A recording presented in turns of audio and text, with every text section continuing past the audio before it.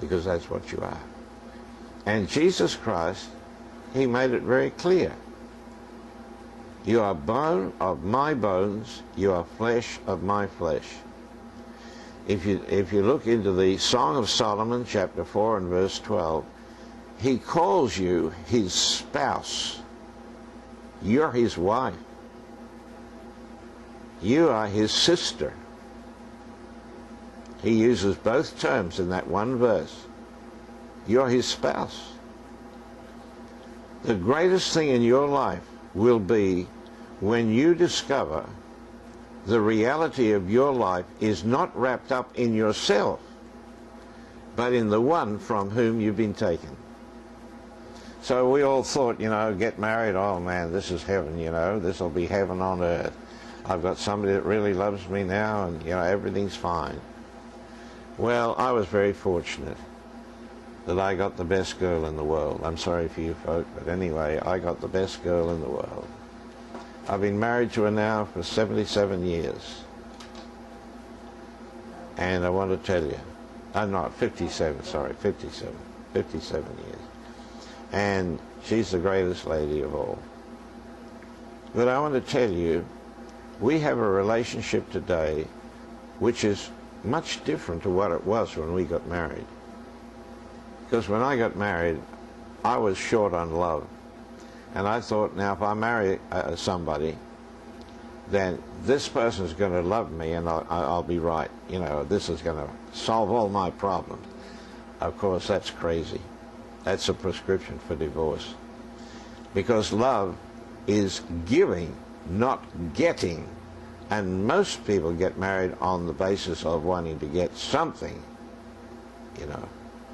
And if two people go into a relationship both wanting to get something, I'll guarantee you, that'll be like a cat and a dog together. And you'll have a lot of fun. So, you see, but when you get married with true love, and that is that both want to give, marriage is not 50-50. Marriage is 100% on both sides. And if it's not 100%, it doesn't work. Of course, I think back to the days when I married people when I had my license in Australia. Conducted a lot of weddings.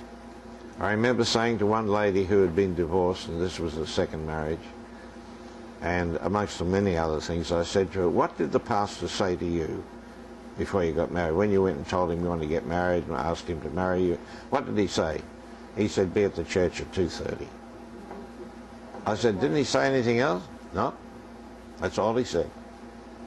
Well, I didn't do that. Before I married anybody, I made sure that they knew what they were going into, I made sure they understood what love was. I made sure that they had covered all the angles of marriage, including money and everything else.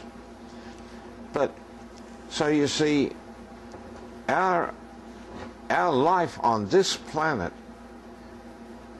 is going to be very, very much affected by what relationships we have in our life. Not just our marriage relationship, but our relationship with God. There are very few people on this earth that are living as true Christians. A Christian, according to the religious world, is somebody that's given their heart to Jesus, repented of their sin, asked Jesus to come into their heart, now they're born again, they're going to heaven when they die.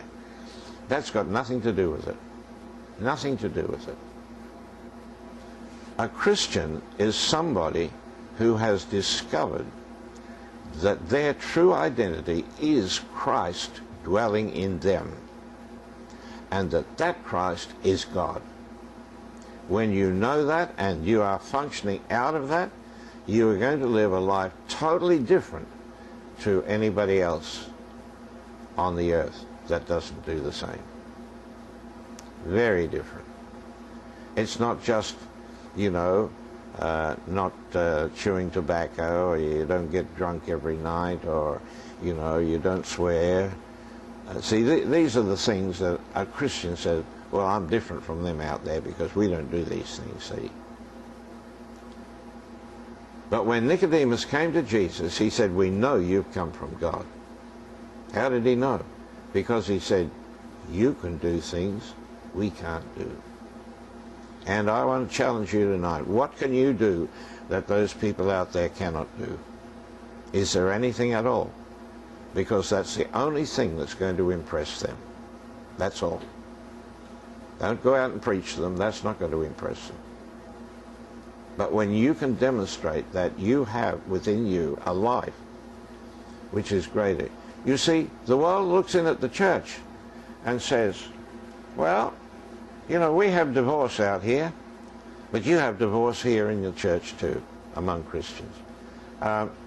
We get sick, we get cancer, you get cancer. You know, we have certain problems in our life, but you have the same problems here. We are born and we're going to die. You are born and you're going to die. What is the difference? Nothing. Nothing. And I want to tell you, in Benton, if you want to see the people of this city coming to Christ and their lives being transformed and changed, we've got to go a long way beyond wherever the religious world has taken us. We've got our head filled with ideas. If you do this and do this, somebody says to me, oh, I've been filled with the Spirit. I speak in tongues. Oh, God bless you, that's wonderful. But you're divorced. Oh, what happened? I mean, you're filled with the Spirit. You tell me you can be filled with the Spirit, yet you can fight with a man and walk away from it after standing before God and saying, God, I pledge my devotion and my love to this man or this woman until death do us part. Now you walk away from that. How can you do that? Now, I'm not telling you divorce is wrong. I'm not telling you that if you're divorced you're bad and, you know, God doesn't love you. This is an illustration. This should not be. And it only is because we didn't know in the beginning who we were. See, we pick a, how do you pick a husband? How do you pick a wife? Because I picked mine. Unfortunately, God stopped it before I got married. Broke my heart. I was going to commit suicide. I mean, I was finished.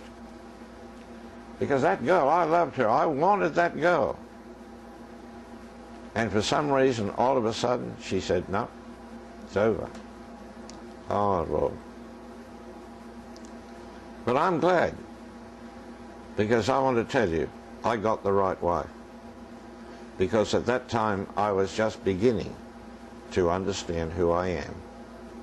And I was just beginning to shall we say, rely upon the Lord and ask Him, who should I marry, Lord? You know. You can see the ends. You see, our God is a different God to all the religious gods that have been ever made. Because our God starts at the end and works way to the beginning, back to the beginning. So it means that God always knows the ends of everything.